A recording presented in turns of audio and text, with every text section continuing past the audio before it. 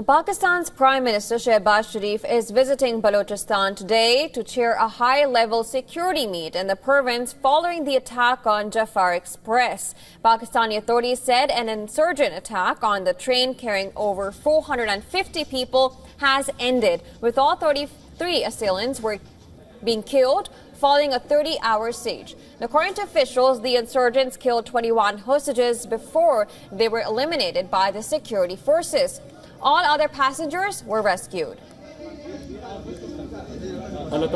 We thank God Almighty the operation that was underway in Balochistan has reached its logical conclusion.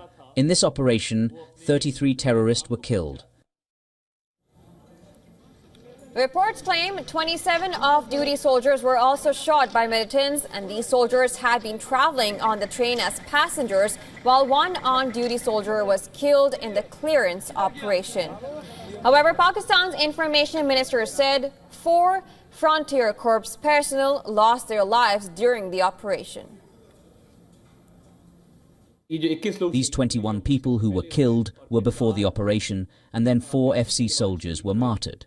Before and during the operation, with the delicacy, skill, bravery and courage, the soldiers of the Pakistan Army, the Air Force, the FC fought with these terrorists.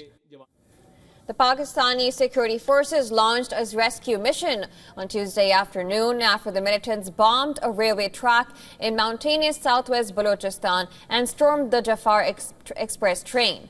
The assault was immediately claimed by the Baloch Liberation Army, which released a video of an explosion on the track, followed by dozens of militants emerging from hiding places in the mountains. The insurgents held the passengers hostage using women, children and elderly as human shields. The BLA demanded an exchange with security forces for its imprisoned members. BLA spokesperson Jihad Baloch has said that the group was ready to free passengers if authorities agreed to release jailed militants. Pakistan's ISPR Director Lieutenant General Ahmad Sharif Chaudhry said that the insurgents were in contact with their mastermind in Afghanistan via satellite phones. But the Pakistani troops killed the insurgents, ending the operation. Passengers who escaped or were released by the militants described panic as gunmen seized control of the train, sorting through their identity and service cards, shooting soldiers in front of everyone. They kept asking us to come out and told us if we don't come out, we will be killed. We all came out and they checked our ID cards. A few of them were Punjabis, Sindhs, Balochis. All of them were seated separately. They threw soldiers out and killed them, killed randomly and started firing at whosoever was in front of them. The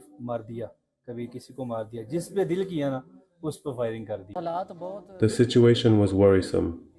They would pick a few from one side and a few from the other side, take them out and shoot them.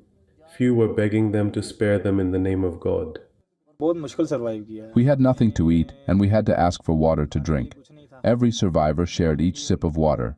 By the grace of Allah, we survived today, but they killed several people.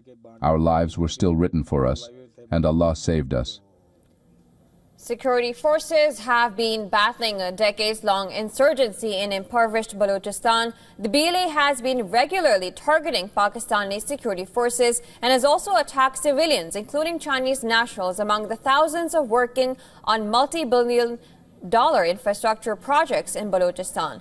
The BLA claims that the region's natural resources are being exploited by the state.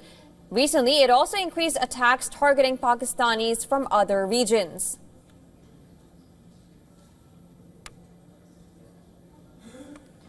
And for more on this, our Pakistan Bureau Chief Anas Malik has sent us this report with more details from Islamabad. Well, following the Operation Green Bolan that was to end the siege of Jafar Express coming to an end, that led to the killing of all 33 terrorists belonging to the Baloch Liberation Army, the Pakistani Prime Minister Shehbaz Sharif is all set to visit Balochistan today, where he will be welcomed by the Chief Minister of Balochistan, Sardar Sarfaraz Bugti, upon arrival.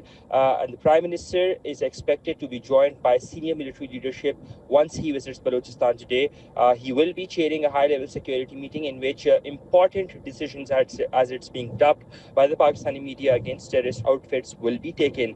What we understand is that there can be some sort of sanctioning of an operation of sorts against terror-linked elements. The Pakistani military spokesperson, Lieutenant General Ahmad Sharif, while speaking to the Pakistani media yesterday, had made it clear that the terrorists who were part of the Jafar Express attack were being handled through Afghanistan, and their handlers were in Afghanistan. He's also went on to say, quote, that the rules of the games have changed since the attack on Jafar Express, unquote. What we understand is that while the official figure has been put out for 25 deaths, that includes 21 civilians in this Jafar Express attack, the death toll can be somewhere between 35 and 40, given the nature of injuries that people on the train have suffered.